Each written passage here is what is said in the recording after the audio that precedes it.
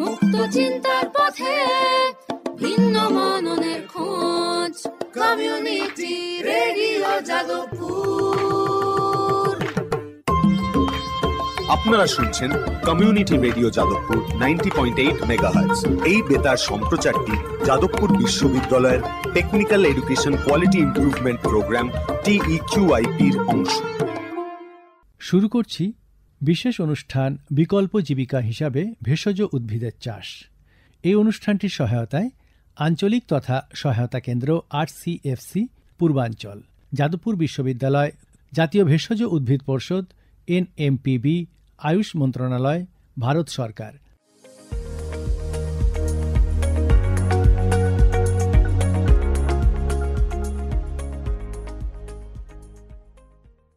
RCFC Jadavpur বিশ্ববিদ্যালয় 2017-18 সালে ভারত সরকারের আয়ুষ মন্ত্রকের অধীনে প্রতিষ্ঠিত হয়েছে। এই RCFC NMPB পূর্ব ভারতের উৎপাদনকারী, চাষি, গবেষক, ব্যবসায়ী এবং ভেষজ উদ্ভিদের অন্যান্য অংশীদারদের জন্য একমাত্র কার্যালয় হিসাবে কাজ করে। বিহার, ঝাড়খণ্ড, উড়িষ্যা, সিকিম ও পশ্চিমবঙ্গ হল কেন্দ্রটির কার্যক্ষেত্র। RCFC NMPBর মুখ্য উদ্দেশ্য হল ভেষজ উদ্ভিদ উৎপাদনকারীদের সাহায্য করা, ভেষজ সংরক্ষণ, উন্নয়ন, বিপণন ও চাষের তত্ত্বাবধান করা এবং প্রযুক্তিগত প্রচারের ক্ষেত্রে অংশীদারদের সাহায্য করা। এছাড়াও সংশ্লিষ্ট এলাকা অনুসন্ধান করে প্রাথমিক প্রক্রিয়াকরণের সুবিধা দেওয়া। সম্প্রতি জাতীয় ভেষজ উদ্ভিদ পর্ষদ NMPB অশ্বগন্ধার ব্যবহার এবং রোপণকে উন্নীত বা বর্ধিত করার জন্য অশ্বগন্ধার স্বাস্থ্যবর্ধক জাতীয় প্রচারাভিযান চালু করেছে। RCFCR এই কার্যক্রম বাস্তবায়ন করছে। এই বিষয়ে আজকের পর্বে আলোচনা করার জন্য স্টুডিওতে উপস্থিত আছেন doctor Prashanta Sarkar, professor, JB Roy state ayurvedic medical college and hospital, Kolkata, former director, state medicinal plants board, West Bengal. উপস্থিত আছেন doctor Pradip De, director, ICAR agricultural technology application research institute, Kolkata. সঙ্গে আছেন Santanu Chakraborty, technical consultant, RCFCER NMPB Jadavpur বিশ্ববিদ্যালয়, technical director, Janus life sciences, Kolkata.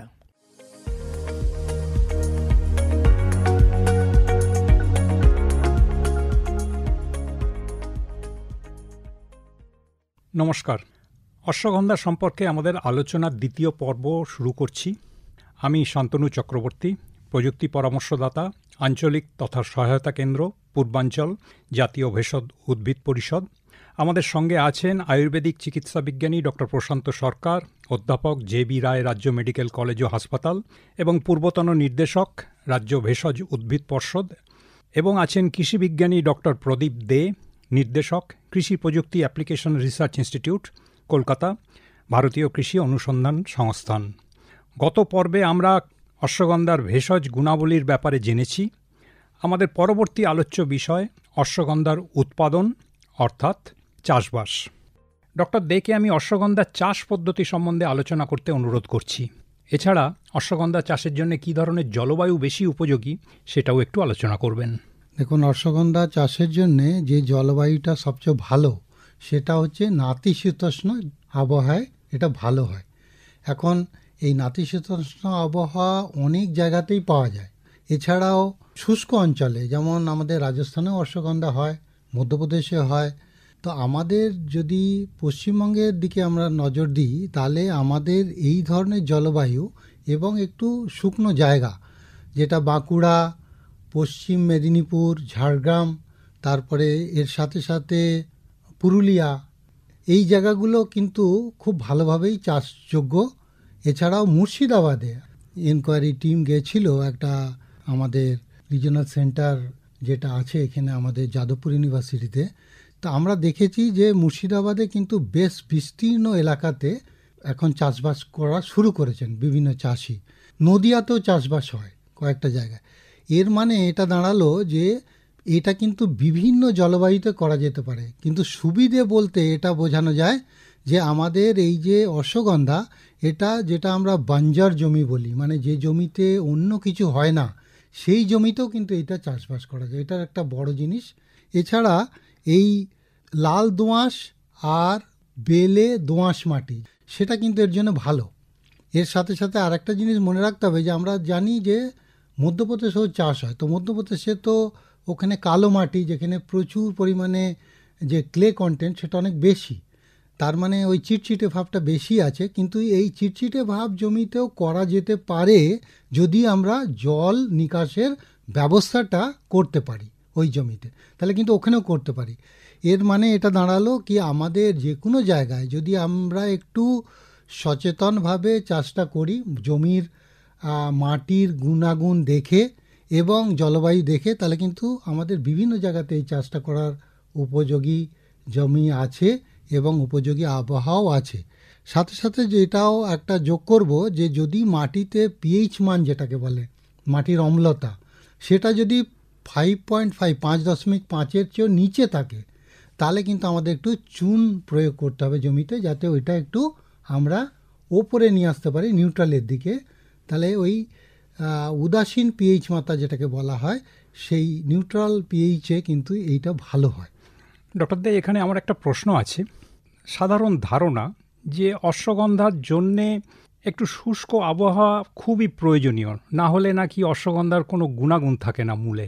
কিন্তু আমাদের রাজ্যে অশ্বগন্ধা যেখানে সবথেকে বেশি চাষ হচ্ছে, মুর্শিদাবাদ এবং নদিয়া জেলার কিছু কিছু অংশে, সেখানে কিন্তু আদৌ সেটা শুকনো জায়গা নয়, অথচ সেখানে অনেক দিন ধরে অশ্বগন্ধার চাষ খুব সাফল্যের সঙ্গে ঘটছে। এটাকে আপনি কিভাবে ব্যাখ্যা করেন?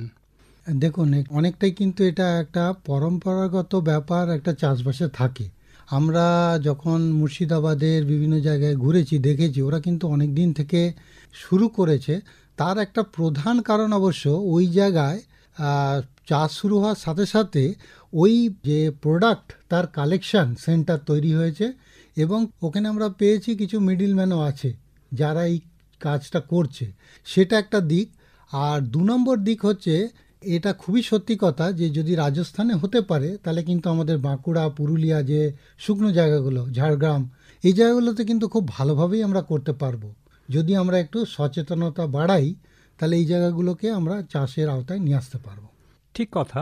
এই প্রসঙ্গে আরেকটা জিনিসও মনে হয় যে যেহেতু বহুদিন ধরে ওইখানে অশ্বগন্ধা চাষ হচ্ছে এবং অশ্বগন্ধার যে প্রজাতিটা ওখানে চাষ করা হচ্ছে সেটা হয়তো কোনোভাবে ওই জলবায়ুর জন্য অভিযোজিত হয়ে গেছে, এবং ওই প্রজাতির জন্য আর হয়তো ওই রকম শুষ্ক আবহাওয়া ততটা প্রয়োজনীয় নয়। এটা এরকমও একটা হতে পারে। এইবারে যদি অশ্বগন্ধার চাষ পদ্ধতি সম্বন্ধে একটু আলোচনা করেন, কিভাবে মাটি তৈরি করতে হবে, তারপরে কিভাবে অশ্বগন্ধার বীজ মাটিতে ছড়াতে হবে বা গাছ লাগাতে হবে, কিভাবে করতে হয়, সেই সম্বন্ধে একটু বিশদে যদি আমাদেরকে জানান। অশ্বগন্ধার জমি তৈরি, আগেই বলেছি যে এটা বাঞ্জার জমি বা পড়তি জমি যেটাকে বলে, যেটা খুব একটা উপযোগী নয় কৃষিকাজের জন্য, সেটাকেও ফসল ফলানোর জন্যে ব্যবহার করা যেতে পারে। সেই জন্য এটাতে খুব বেশি যে চাষের দরকার হবে তা না। মোটামুটি একটা লাঙল বা ট্রাক্টর একবার দেওয়ার পরে যদি আমরা ওর মধ্যে 5 টন গোবর খাদ প্রতি হেক্টরে যদি দিতে পারি ওই রেটে, ওই দরে, আর এর সাথে সাথে যদি আমরা কেঁচো খাদ দিই, তো এটা ভার্মি কম্পোস্ট বলে, সেটা 1 থেকে 2 টনই যথেষ্ট। সেটা দিলে কিন্তু অনেকটাই এর পোষক তত্ত্বের চাহিদা পূর্ণ হয়ে যায়। আর যেখানে জমির উর্বরতা খুবই কম, সেখানে মাত্র 15 কেজি নাইট্রোজেন, এখানে কিন্তু নাইট্রোজেন খুব বেশি দিলে এই গাছের যে ফলন আসবে সেই ফলনটা, কারণ আমরা জানি যে এখানে ফসফরাস হচ্ছে এটা রুটটা মেন প্রোডাক্ট, সেই জন্য এই শিকড়টা বাড়ানোর জন্য ফসফরাস দরকার হয়। তো এখানে 15 কিলো নাইট্রোজেনই যথেষ্ট জাস্ট একটা প্রথম বুস্টার ডোজের জন্য। এরপরে 15 কিলো ফসফরাস ওর সাথে যদি আরও প্রয়োগ করা যায়, তাহলে আর সাথে যদি আমরা এই জৈবিক সারগুলো দিই, তাহলেই কিন্তু এটা খুব ভালোভাবে তৈরি করা যেতে পারে। এর সাথে সাথে আর একটা জিনিস হচ্ছে যে এখানে আপনি যেটা জিজ্ঞেস করেছেন কোন কোন উন্নত প্রজাতি কি ব্যবহার করা যেতে পারে, তো আমাদের বিভিন্ন উন্নত প্রজাতি আছে। তার মধ্যে আমাদের প্রথমে মনে রাখতে হবে যে এটা মধ্যপ্রদেশ কিন্তু একটা খুব ইম্পর্টেন্ট জায়গা এর জন্য, অশ্বগন্ধার জন্য। তো ওখানে 2টো ইউনিভার্সিটি আছে, একটা জওহরলাল নেহরু কৃষি বিশ্ববিদ্যালয় আর একটা হচ্ছে রাজমাতা বিজয়রাজে সিন্ধিয়া কৃষি বিশ্ববিদ্যালয়, এই দুটো বিশ্ববিদ্যালয় থেকে জহর অসগন্ধ 20, জহর অসগন্ধ 132, এছাড়াও রাজবিজয় অশ্বগন্ধা 100। এই রাজবিজয় অশ্বগন্ধাটা এটা হচ্ছে আমাদের গোয়ালিয়রের যে ইউনিভার্সিটিটা ওখান থেকে বেরিয়েছে, আর প্রথম দুটো জহর যেগুলো থাকে, অনেক সময় চাষি ভাই বোন মায়েরা ওরা জহর নামে অনেকে জানেন এই ব্যাপারটা, তার মানে জহর মানেই হচ্ছে জওহরলাল নেহরু কৃষি বিশ্ববিদ্যালয় থেকে এসছে। এই ভ্যারাইটিগুলো ভালো। এছাড়া পোষিতা আর রক্ষিতা এই দুটো ভ্যারাইটি আছে, এই দুটো প্রজাতিকেও চাষ করা যেতে পারে। পার্বত্য অঞ্চলে যদি কেউ চাষ করতে চায়, যেমন আমাদের কার্শিয়াং কালিম্পংয়ের একটু নিচের দিকটায়, সেখানেও কিন্তু করা যেতে পারে পড়তি জমিতে। সেখানে WSR এই নামে একটা ভ্যারাইটি আছে, সেটা পার্বত্য অঞ্চলের জন্য উপযোগী।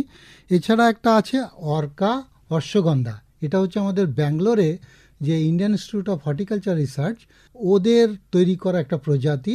এইটার একটা সবচেয়ে বড় গুণ হচ্ছে অশ্বগন্ধাতে একটা রোগ আসে, সেটাকে বলে ব্যাকটেরিয়াল উইল্ট, হঠাৎ করে শুকিয়ে যেতে শুরু করে এবং একটা লার্জ প্যাচে শুকিয়ে যায়। আমরা কিছু তার পরিচয় পেয়েছি, মুর্শিদাবাদের কয়েকটা খেতে পেয়েছিলাম, এরকম একটা দেখতে পেয়েছিলাম। তো এই আরকা অশ্বগন্ধা এই প্রজাতিটা এই ব্যাকটেরিয়াল উইল্ট রেজিস্ট্যান্ট, এটা এই ব্যাকটেরিয়াল উইল্টকে প্রতিরোধ করতে পারে। তো এই ভ্যারাইটিগুলো লাগালেই আমাদের ভালো হবে। এছাড়া বীজ দরটাও একটা খুবই প্রয়োজনীয় বিষয়, কতটা আমরা দেব বীজ। এই প্রসঙ্গে যাওয়ার আগে আর একটা জিনিস আমি আপনার কাছ থেকে একটু জেনে নিতে চাইছি। আপনি central institute of medicinal and aromatic plants Lucknow থেকে যে সমস্ত ভ্যারাইটি দেওয়া হয়েছে তার মধ্যে পোষিতা বা রক্ষিতার নাম করেছেন। শুনেছি যে ওখানে আর একটা ভ্যারাইটি ওনারা দিচ্ছেন প্রতাপ বলে, সেই প্রতাপ ভ্যারাইটি নাকি তার মধ্যে অ্যাক্টিভ ইনগ্রেডিয়েন্ট মূল উপাদান তার নাকি পরিমাণ সব থেকে বেশি হয়। সেই ভ্যারাইটি কি কোনো জলবায়ু ঘটিত বিশেষ তার চাহিদা আছে, যে কোন ধরনের জলবায়ুতে সেটা হবে, সব জায়গায় হবে কিনা? দেখুন, এই অ্যাক্টিভ ইনগ্রেডিয়েন্ট যেটা অ্যালকালয়েড কোন প্রজাতিতে বেশি হবে বা কম হবে, সেটা একটা তো কিছুটা ভ্যারাইটিতে নির্ভর করে। আর আমরা পরবর্তী পর্যায়ে একটা চর্চা করব, সেটা হচ্ছে একসাথে নেব ব্যাপারটা, যে আমাদের শিকড়ের গুণমান আর কিভাবে সেটা বাড়ানো যায়। অনেকটাই কিন্তু এটা আমাদের যে ফসলের জলসেচ, তার ব্যবস্থা, কতটা জলসেচ করা হচ্ছে, সেগুলোর ওপরেও কিন্তু অনেকটা নির্ভর করে। তো এই যে প্রতাপ ভ্যারাইটি সিলেকশনটা ওই বেসিসেই করা হয়েছে, যাতে অ্যালকালয়েড ন্যাচারালি বেশি, সেগুলো কিছু কিছু ক্ষেত্রে হয়, কিন্তু তার সাথে সাথে আমাদের এই যে ফসল কিভাবে ফলাতে হবে, সেটাও কিন্তু খুব একটা বড় বিষয়, যে যাতে আমাদের অ্যালকালয়েডকে বাড়ানো যেতে পারে। ঠিক। আর আমরা শুনেছি যে রাজস্থানের নাগাউর জেলাতে অশ্বগন্ধার চাষ সাধারণত বহুদিন ধরে হয়ে আসছে, এবং ওই জায়গায় যে প্রজাতিটি চাষ হয় তার নামও হচ্ছে নাগরি। সাম্প্রতিককালে আমাদের চাষিদের মধ্যে হঠাৎ করে এই নাগরি প্রজাতি নিয়ে খুব উৎসাহ দেখা দিয়েছে। সম্ভবত এই প্রজাতিটি খুব শক্ত সমর্থ বলে, এবং এতে হয়তো রোগ পোকার আক্রমণও একটু কম হয়। যদিও এর গুণমান কি সেই সম্বন্ধে কারোরই খুব পরিষ্কার ধারণা এখানে নেই, কিন্তু এই প্রজাতি সম্বন্ধে একটা উৎসাহ খুব একটা বড় কথা বলেছেন। নাগরি যেটা স্থানীয় অ্যাকচুয়ালি লোকাল ভ্যারাইটি, এটা লোকাল ল্যান্ড্রেস থেকে তৈরি হয়েছে। এইটাতে একটা হচ্ছে শিকড়ে স্টার্চের মাত্রা অনেক বেশি পাওয়া গেছে। এইটাতে হয় কি, শিকড়ের যে একটা হচ্ছে, যেহেতু লোকাল ভ্যারাইটি, ওদের রোগ প্রতিরোধ ক্ষমতা একটু বেশি থাকে। আর একটা হচ্ছে, আমরা পরে আর একটু চর্চা করবো এই ব্যাপার নিয়ে, যেটা নিমাটোড ইনফেস্টেশন হয়, যেটাকে বলে শিকড়ে গাঁট তৈরি হয়। এই নাগরিতে দেখা গেছে এটা লোকাল ভ্যারাইটি হওয়ার জন্য এতে কিন্তু কম ইনফেস্টেশন হয়। এর জন্যে এর শিকড়ে এই গাঁট কম হওয়ার জন্যে এর ফলন কিন্তু যেখানে নিমাটোডের বেশি ইনফেস্টেশন, সেখানেও কিন্তু ভালো পাওয়া গেছে। ঠিক। আলোচনার আগের অংশে আমরা অশ্বগন্ধার বিভিন্ন উন্নত প্রজাতিগুলি নিয়ে আলোচনা করছিলাম।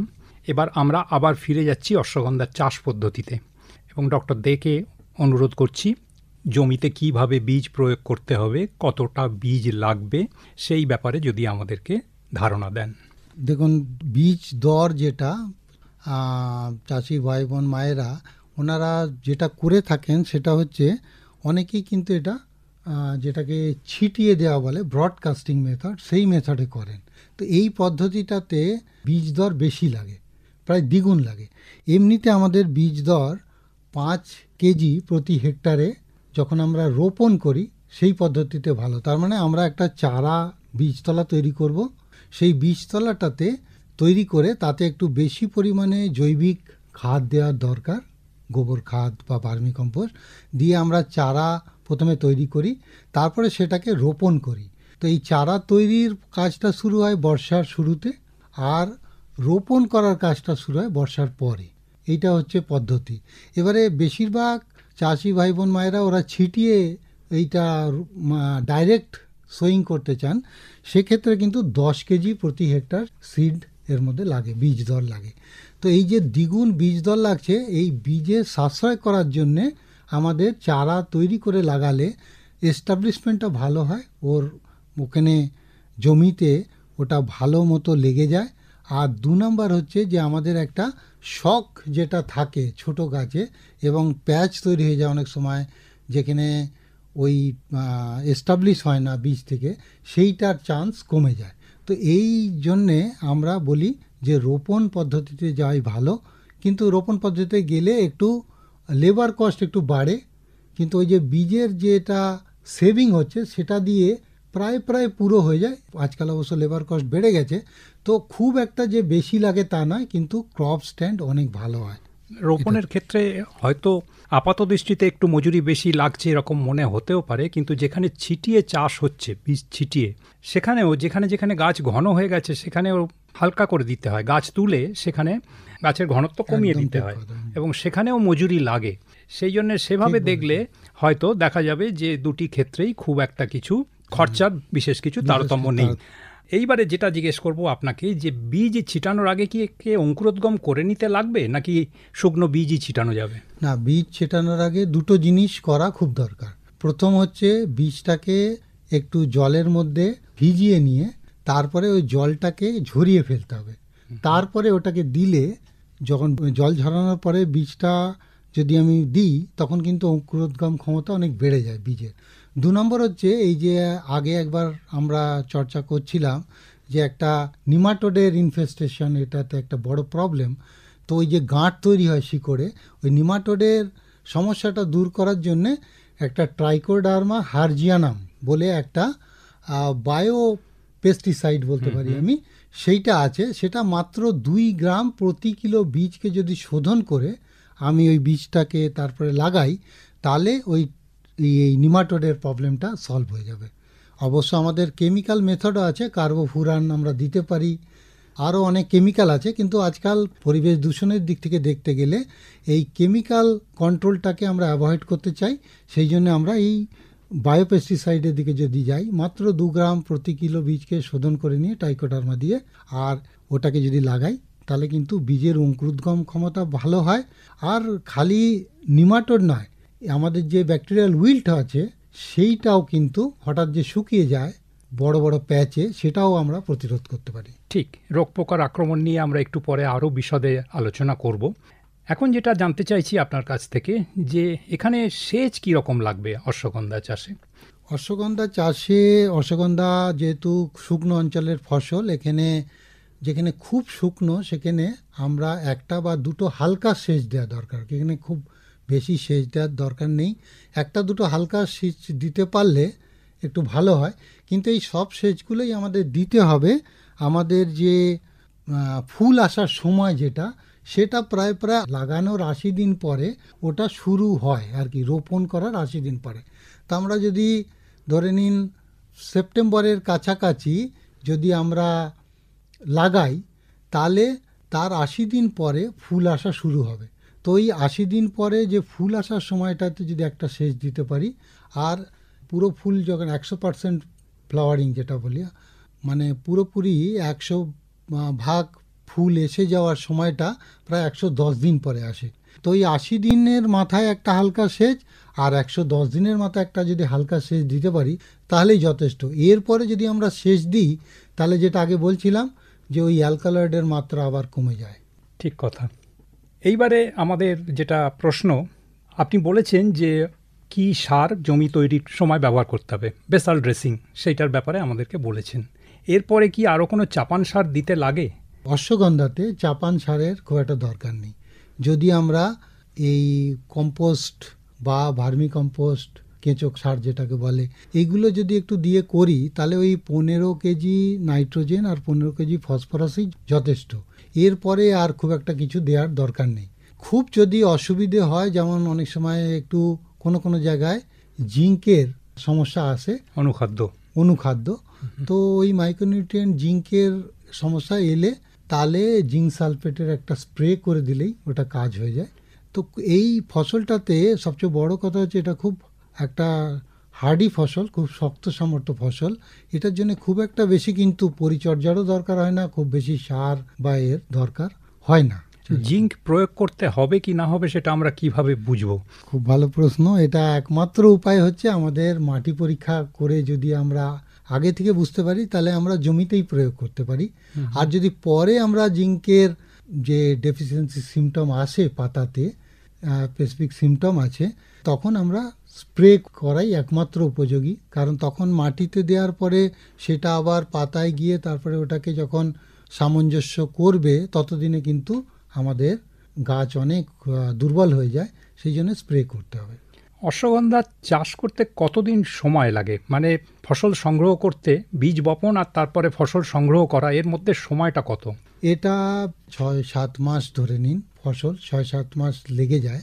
কিন্তু একটা জিনিস আমরা দেখেছি যে চাষি ভাই বোন মায়েরা একটা অনেক সময় ভুল করেন, ওনারা ভাবেন যদি অনেক দিন রাখি তাহলে হয়তো শিকড়টা আরও বাড়বে, কিন্তু একটা ওই 160 দিনে এর যে বেরি যেটা বলে, এটার ফলটাকে বেরি বলা হয়, ওটা লাল হয়ে যায়, পাতাগুলো একটু হলদে হয়ে আসে, আর এর সাথে সাথে ওই যে বেরি নিচে, লাল ফলের নিচে যেটাকে ক্যালিক্স বলা হয়, মানে একটা শুকনো ছোট পাতার মতো আর কি লেগে থাকে, সেটা একটু খয়েরি হয়ে যাবে এবং শুকনো হয়ে যাবে।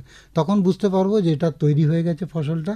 এরপরে যদি আমরা খুব বেশি দেরি করি তাহলে কিন্তু আমাদের শিকড়ের যে প্রোডাক্টিভিটি, ফলন, সেটা কিন্তু খুব একটা বাড়ে না, আর ধীরে ধীরে অ্যালকোলয়েড আবার কমতে শুরু করে।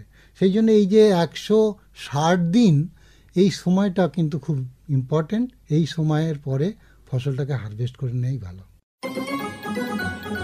দূরে সে পাশে বসে, পায়ে পায়ে কখনো চলে যায় দূর, এ জীবন উদযাপনের সুর, রেডিও রেডিও যাদবপুর, এগিয়ে চলার সুর, radio radio Jadavpur. 90.8 megahertz community radio, Jadavpur university. আমাদের আলোচ্য বিষয় অশ্বগন্ধার উৎপাদন অর্থাৎ চাষবাস। আমাদের সঙ্গে আছেন আয়ুর্বেদিক চিকিৎসা বিজ্ঞানী ডক্টর প্রশান্ত সরকার এবং আছেন কৃষি বিজ্ঞানী ডক্টর প্রদীপ দে। আমরা জানলাম যে অশ্বগন্ধা মোটামুটি 6 মাসের ফসল। আমাদের পশ্চিমবঙ্গে বেশিরভাগ জমি হচ্ছে বহু ফসলি।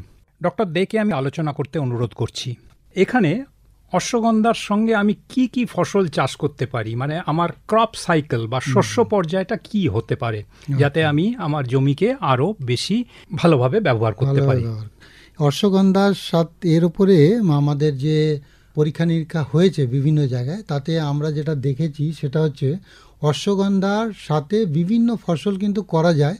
সবচেয়ে ভালো যেটা পাওয়া গেছে সেটা হচ্ছে অশ্বগন্ধার সাথে অড়হর, যেটা আমরা বলি অড়হর ডাল, সেইটা যদি 3:1 মানে 3 সারি অশ্বগন্ধা লাগানো হবে আর 1 সারি অড়হর থাকবে, তারপরে আবার 3 সারি অশ্বগন্ধা থাকবে, এইরকম পর্যায়ক্রমে 3:1 যদি আমরা লাগাই তাহলে আমরা দেখেছি এমনিতে অশ্বগন্ধার যে বেনিফিট কস্ট রেশিও যেটা আমরা বলি, মানে লাভের সাথে যে খরচা, তার যে অনুপাত, মানে 1 টাকা লাগালে কত টাকা আমরা রিটার্ন পাবো, সেটা প্রায় 2-এর কাছাকাছি আমাদের পাওয়া যায়। 1 টাকা লাগালে 2 টাকা রিটার্ন হয়। কিন্তু যদি আমরা তার সাথে অড়হরের এই যে 3-1 সারিতে লাগাই তাহলে এই রেশিওটা 4 দ্বিগুণ এবং 5 পর্যন্তও পাওয়া গেছে পরীক্ষা নিরীক্ষায়। কিন্তু আমি অতটা না গেলেও মোটামুটি এটা বলতে পারি যে 3-এর কাছাকাছি খুব সহজে চাষি ভাই বোন মায়েরা 1 টাকা লাগিয়ে 3 টাকা কমসে কম পেতে পারেন। যখন খালি ফসল যদি আমরা লাগাই তাহলে 1 টাকা নিবেশ করলে 2 টাকা রিটার্ন পাওয়া যায়। আর একটা জিনিস হচ্ছে এই যে অড়হর বা এই ধরনের ডাল জাতীয় ফসল লাগালে জমির যে নাইট্রোজেনের যে মাত্রা সেটাও বেড়ে যায় এর জন্যে যে পরবর্তী ফসল লাগানো হবে ওই জমিতে, সেটাও কিন্তু এর বেনিফিটটা, ওর যে লাভটা সেটা পাওয়া যায়। ডক্টর দে, এবার আমাদেরকে একটু জানান যে অশ্বগন্ধার ফসল কিভাবে সংগ্রহ করতে হয়। হ্যাঁ, অশ্বগন্ধার মূলত এটা শিকড় আমাদের সংগ্রহ করতে হয়। সেই জন্যে শিকড় তোলার আগে এটা আমাদের এখানে প্রায় ফেব্রুয়ারি মার্চ মাসে এই হারভেস্টিংটা করা হয়, এবং শিকড় তোলার আগে আমরা একটা হালকা সেচ দিয়ে নিতে বলি, যাতে মাটিটা একটু আলগা হয়ে যায় এবং শিকড়টা সহজে উঠে আসে। সেটা কিন্তু ওই সেচ দেওয়াটার পরে খুব তাড়াতাড়ি 24 ঘন্টা পরেই কিন্তু শিকড়টা তুলে নিতে হবে। এবারে চাষি ভাই বোন মায়েরা যদি মনে করেন যে সেচটা দেওয়ার পরে এবারে 3 দিন 4 দিন পরে তুলবেন, তাহলে আবার ওই সেই অ্যালকালয়েডের যে গুণমান সেটা কিন্তু কমতে শুরু করবে। ওই জন্য হালকা সেচ দিয়ে 24 ঘন্টার মধ্যে শেকড়টাকে তুলে ফেলতে হবে। আর এটাতে ফেব্রুয়ারি মার্চ মাসে শেকড় তুলে নেওয়ার পরে রোদ্রে এটা শুকিয়ে নিয়ে আমাদের শেকড়ের যে জলের ভাগ সেটা 8 থেকে 10% পর্যন্ত নামিয়ে নিয়ে আসতে হবে। তারপরে এইটাকে আমরা ওই যেটা ভাণ্ডারণ উপযোগী বলে হয়, বা ওটাকে ফসলটা গুদামজাত করার উপযোগী তখন হয়। তো এই 8 থেকে 10% জলের ভাগ শিকড়ে নামিয়ে নিয়ে আসাটা, এটাও একটা বড় জিনিস, ফসল তোলার সাথে এটা জড়িয়ে আছে। আর আমরা এটার থেকে যে ফলন পাই সেটা হচ্ছে 5 কুইন্টাল প্রতি হেক্টরে শুষ্ক শিকড় পাওয়া যায়। প্রতি হেক্টর মানে এটাকে যদি 5 কুইন্টালের জায়গায় 2 কুইন্টাল হচ্ছে প্রতি একরে পাবো আমরা শুষ্ক শিকড়। আর 50 কেজি বীজ পাওয়া যাবে এর সাথে প্রতি হেক্টরে। তো এই বীজটাও কিন্তু বিক্রি হয়। তো এই 50 কেজি বীজ আর 5 কুইন্টাল শুষ্ক শেকড় প্রতি হেক্টরে আমরা হারভেস্ট করি এর থেকে। এইটা হচ্ছে এর মেন হারভেস্টিং। এবারে ডক্টর সরকারের কাছ থেকে যেটা জানতে চাই যে এই শিকড় শুকানোর পদ্ধতিগুলি কি কি? অশ্বগন্ধার শিকড় ডক্টর দে একটু আগে বললেন যে অশ্বগন্ধার শিকড় কেটে নেওয়ার পর সেটা ভালো করে ধুয়ে এটা রোদে শুকানো যেতে পারে, এবং যেটা দেখতে হয় এটার যে জলের অংশ, যেটাকে আমরা ময়েশ্চার কন্টেন্ট বলি, সেটা 10%-এর নিচে থাকলে বেশি ভালো হয়। তো সেই জন্য অশ্বগন্ধার হারভেস্ট আমরা করি মূলত যখন জলবায়ু একটু শুকনো থাকে তখনই। তো এটা মোটামুটি 5 থেকে 7 দিন রোদে রাখলে এটা ভালোভাবে শুকিয়ে যায়। তো সেটা আমরা তখন ব্যবহার করতে পারি। আর শুকনো শিকড় আমরা সংরক্ষণ কিভাবে করব? অশ্বগন্ধা মানে শুকিয়ে গেলে মানে জলের পরিমাণ যদি 10%-এর কম থাকে তখন পোকামাকড় তাদের বেশি লাগে না। তো সেই জন্য আমরা ওটা করার পরে সেটাকে আমরা গুদামজাত করে বা সেটাকে আমরা বস্তার মধ্যে নিয়ে তখন আমরা সেটাকে বিক্রির জায়গায় নিয়ে যেতে পারি। ডক্টর দে, আপনি একটু আগে শিকড়ের গ্রেডিং সম্বন্ধে 2-1 কথা বলেছেন। এই ব্যাপারে যদি একটু বিশদভাবে আমাদেরকে জানান যে কিভাবে শিকড়কে গ্রেডিং করতে হয়, বিভিন্ন গুণমান অনুযায়ী ভাগ করতে হয়, এবং শিকড়ের গ্রেডিং করার প্রয়োজনীয়তা কি? দেখুন, শিকড়ের গ্রেডিং এর প্রয়োজনীয়তা হচ্ছে শিকড়ের নির্দিষ্ট ওর যে ডায়ামিটার যেটাকে বলে, মানে ওর যে ব্যাস, সেইটা একটা সাধারণ মানের উপরে থাকলে ওটা বেশি কিন্তু মূল্য পাওয়া যায়। তো এইবারে আমাদের এখানে 4 প্রকারের শিকড়ের গ্রেডিং করা হয়, ABCD এমনি করে বলা আছে। এখন ন্যাচারালি এটা যেটা সেটা হচ্ছে সবচেয়ে ভালো শিকড়ের গ্রেড। সেটাতে ওর যে লম্বাতে হবে সেটা 7 সেন্টিমিটার বা তার উপরে তার লম্বা হবে, আর এর ডায়ামিটার কিন্তু 1 থেকে 1.5 সেন্টিমিটার হতে হবে। এখানে ডায়ামিটারটা কিন্তু খুব ইম্পর্টেন্ট। লম্বাটা অনেক সময় আমার সরু হয়ে গেল খুব, আর তা আমি একটু লম্বা করে কেটে নিলাম, তা নয়। ডায়ামিটারটা 1 থেকে 1.5 সেন্টিমিটার হতে হবে, মানে 1-এর উপরে থাকবে, 1.5 পর্যন্ত যাবে, এবং 7 সেন্টিমিটার লম্বা। এইটা A গ্রেড বলা হয়। বি গ্রেডটাতে 5 সেন্টিমিটার লম্বা হয়, আর এটা কিন্তু এর যে ডায়ামিটারটা, ব্যাসটা, সেটা 1 সেন্টিমিটার পর্যন্ত যাবে বা তার চেয়ে একটু কম হবে। সি গ্রেড যেটা, সেটা 3 থেকে 4 সেন্টিমিটার লম্বা হবে, এবং তার ডায়ামিটারটা কিন্তু 1 সেন্টিমিটারের কমই থাকবে সব সময়। আর এরপরে যেটা এর নিচে যে গ্রেডটা যাচ্ছে সেটাকে ডি গ্রেড বলা হয়, এটা নিম্নমানের গ্রেড। এই প্রত্যেকটা গ্রেডের কিন্তু আলাদা আলাদা মূল্য পায় চাষিরা, এবং যারা ভালো মানে অনেক সময় হয় কি যারা মিডিলম্যান তারা হয়তো একসাথে সবগুলো নিয়ে গেল, ওরাই গ্রেডিং করলো। কিন্তু চাষি ভাই বোন মায়েরা যদি এই গ্রেডিংটা জানতে পারেন এবং এইটার যে একটা মূল্য আছে এবং আলাদা আলাদা গ্রেডের জন্য আলাদা আলাদা দাম পাওয়া যায়, সেটা কিন্তু তাদের কাছে এই ধারণাটাই নেই। ওনারা যদি নিজেরা এই মিনিমাম গ্রেডিংটা করে নেন তাহলে কিন্তু বড় বড় কোম্পানিরা আসবে এবং বেশি মূল্য পাবেন। এবং ওনাদের কোনো সময়ই যাদের বেশি ভালো গ্রেডের শিকড় আছে তাদের এক দামে সব শিকড়গুলো দিয়ে দেওয়া হলো, এরকম করা উচিত না। ঠিক, অত্যন্ত গুরুত্বপূর্ণ বিষয় এটি। এবার সবথেকে গুরুত্বপূর্ণ প্রশ্ন, অশ্বগন্ধা চাষের লাভজনকতা কেমন? এই প্রশ্নটা আমি ডক্টর প্রশান্ত সরকারের কাছে রাখতে চাইছি। এটা নিয়ে ডক্টর দেখতু বলেছেন, এটা তো নিশ্চয়ই চাষিরা চাষ করবেন কেন, তারা তো দেখবেন যে তারা সেটা থেকে লাভ পাচ্ছেন কিনা। তো এটার জন্য আমরা এরকম একটা হিসাব দিই যে অশ্বগন্ধা বিঘে প্রতি চাষ করলে সেখান থেকে আমরা প্রায় 1200 কেজির মতো কাঁচা মূল পেতে পারি, এবং শুকনো করার পর সেটা 1/6 মানে 200 কেজির মতো হয়। এটা ছাড়াও আমরা প্রত্যেক বিঘে প্রতি বীজও পাই, সেটা প্রায় 8 থেকে 10 কিলো। তো এই বীজ আর মূল দুটোই বিক্রি হতে পারে। একটা এরকম মূল্য আমরা দেখি যে অশ্বগন্ধা মূল সেটাও 120 থেকে 130 টাকা একজন চাষি পেতে পারেন। তার মানে বিঘে প্রতি তিনি মূল থেকে পেতে পারেন 24 থেকে 25 হাজার টাকা।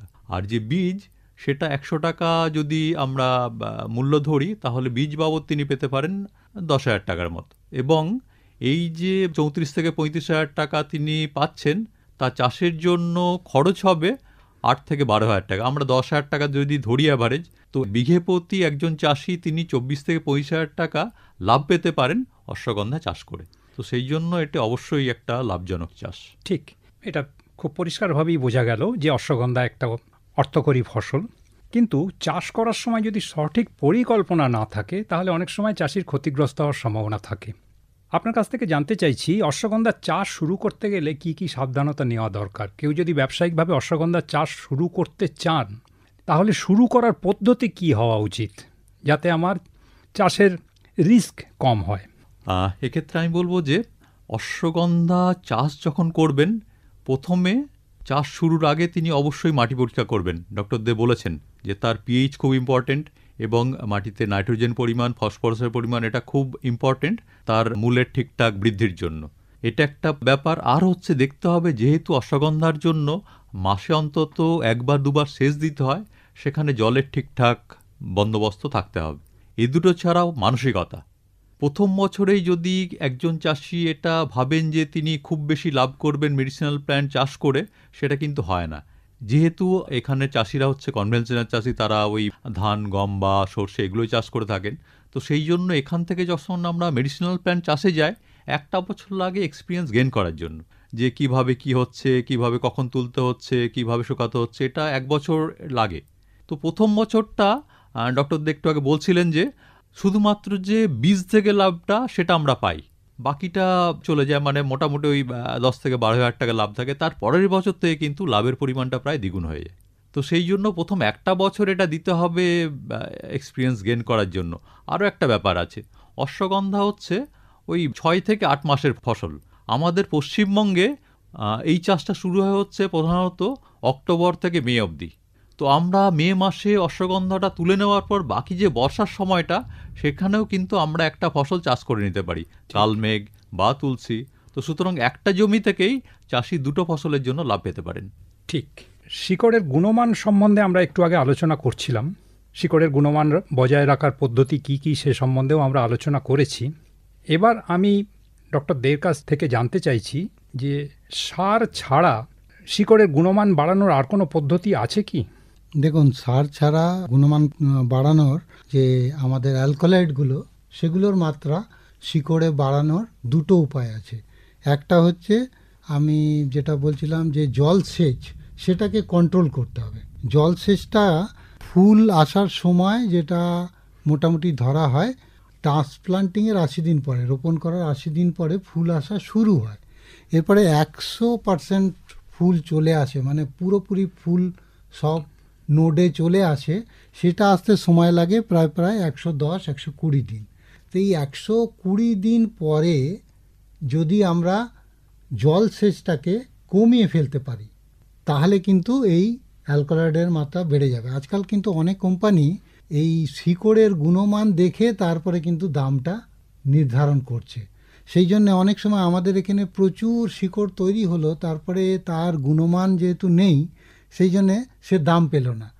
সেই জন্য এই পদ্ধতিগুলো নেওয়া দরকার। আর একটা আছে যে কিছু কিছু কেমিক্যাল আছে যেগুলো গ্রোথ রিটার্ডেন্ট হিসেবে কাজ করে মেনলি, তো সেইগুলো স্প্রে করলে আমাদের অ্যালকালয়েড বেড়ে যায়। তার মধ্যে একটা সেফ কেমিক্যাল হচ্ছে সালফোস্যালিসাইক্লিক অম্ল বা সালফোস্যালিসাইক্লিক অ্যাসিড। এটা হচ্ছে 10 মিলিগ্রাম প্রতি লিটার জলে ঘুলিয়ে যদি আমরা ওটাকে স্প্রে করে দিই গাছের উপরে, তাহলে কিন্তু এই অ্যালকালয়েডের মাত্রা বেড়ে যায়। আর একটা হচ্ছে মিথাইল জ্যাসমোনেট বলা হয়, এই আর একটা কেমিক্যাল আছে যেটা 100 মাইক্রোমোল প্রতি লিটার জলে ঘুলিয়ে এটাকে স্প্রে করলেও কিন্তু আমাদের এই অ্যালকালয়েডের মাত্রা বেড়ে যায়। আর দুটোকে একসাথে যদি আমরা করি তাহলে কিন্তু আরও গুণমানটা বেড়ে যাবে, অ্যালকালয়েডের মাত্রা বেড়ে যাবে।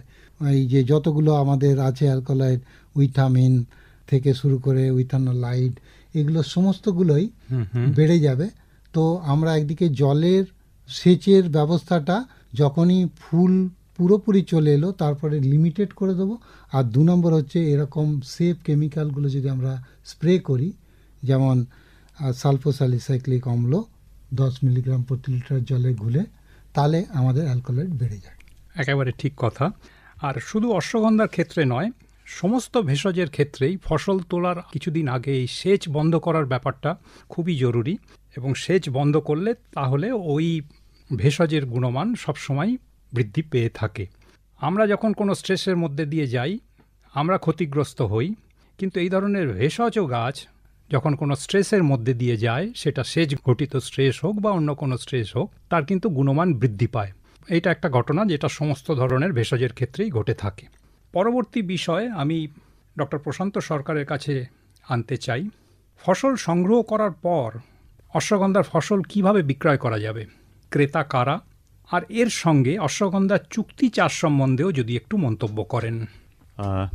যেহেতু বললাম যে অশ্বগন্ধার প্রধান ক্রেতা আয়ুর্বেদিক মেডিসিন যারা তৈরি করেন তারা ছাড়াও যারা এসব ভেষজ উদ্ভিদ থেকে তার নির্যাস বের করেন তারাও, তাদের ক্ষেত্রে কিন্তু এই আয়ুর্বেদিক ভেষজ উদ্ভিদের তার চাহিদাটা অনেক বেশি থাকে। মেডিসিনাল প্ল্যান্টস যারা তৈরি করেন তারা কেজিতে কেনেন, আয়ুর্বেদিক মেডিসিন যারা তৈরি করেন, কিন্তু যারা নির্যাস তৈরি করেন তারা কিন্তু মেট্রিক টনে কেনেন। তো সেই জন্য তাদের নেওয়ার পরিমাণটা অনেক বেশি থাকে। তো সেই জন্য তারা সবসময় একটা চেষ্টা এরকম করেন যে চাষিদের সঙ্গে সরাসরি যোগাযোগ করে তাদের সঙ্গে একটা চুক্তি করে নিয়ে তাদের কাছ থেকে ফসলটা তোলা। তো সেই জন্য তারা চেষ্টা করেন যে চাষিদের একটা গ্রুপ হোক, তাদের একটা ক্লাস্টার হোক, সেই চাষিরা অনেকখানি জমিতে তারা ওই ফসলটা চাষ করুন এবং তারপর তারা সেই পুরো যে ফসলটা তৈরি হলো সেখান থেকে তারা নিয়ে নেন।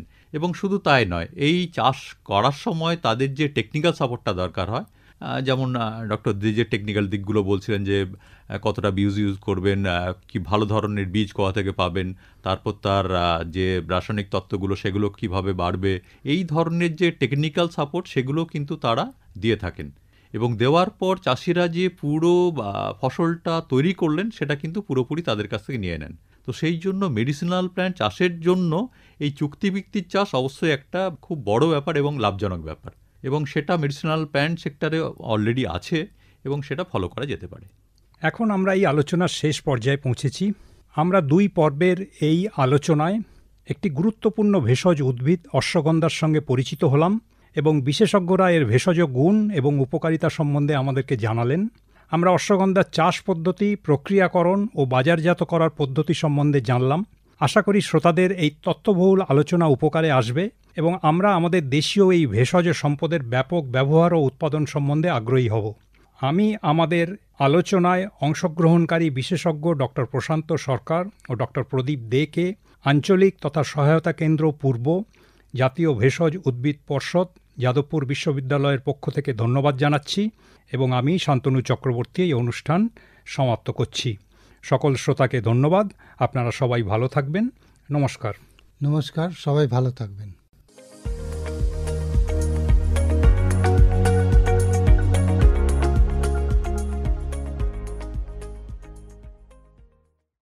বিকল্প জীবিকা হিসাবে ভেষজ উদ্ভিদের চাষ। এই অনুষ্ঠানটির আজকের পর্ব আমরা এখানেই শেষ করছি। এই অনুষ্ঠানটির সহায়তায় আঞ্চলিক তথা সহায়তা কেন্দ্র RCFC পূর্বাঞ্চল, যাদবপুর বিশ্ববিদ্যালয়, জাতীয় ভেষজ উদ্ভিদ পর্ষদ, NMPB, আয়ুষ মন্ত্রণালয়, ভারত সরকার। মুক্ত চিন্তার পথে ভিন্ন মননের খোঁজ, কমিউনিটি রেডিও যাদবপুর। আপনারা শুনছেন কমিউনিটি রেডিও যাদবপুর 90.8 মেগাহার্টজ। এই বেতার সম্প্রচারটি যাদবপুর বিশ্ববিদ্যালয়ের technical education quality improvement programme TEQIP-র অংশ।